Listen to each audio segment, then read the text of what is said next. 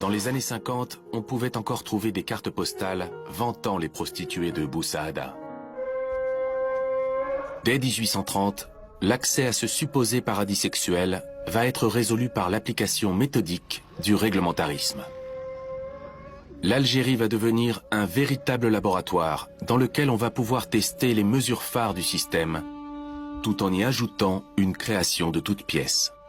Le quartier réservé, c'est-à-dire exclusivement dédié à la prostitution.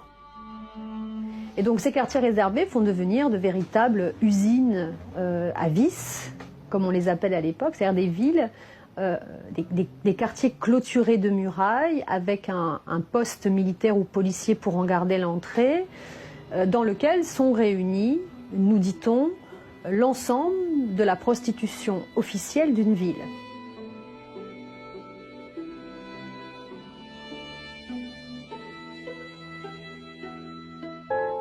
Le but du système réglementariste n'est pas de produire une prostitution qui soit saine. Le but du système réglementariste, c'est de permettre à une catégorie de femmes d'être sacrifiées et de surcroît, comme nous sommes dans un système capitaliste, de rendre la sexualité, qui comme vous le savez fait gagner beaucoup d'argent, rentable.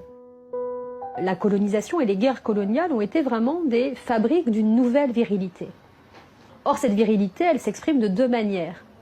En tout cas de deux manières extrêmement visibles. C'est bien sûr la guerre, d'un côté, une guerre qui concerne en général les hommes, et c'est la question de la sexualité. Parce que quand on a fait la guerre et qu'on a vaincu, quelle est la meilleure manière de prouver au vaincu qu'il est vaincu?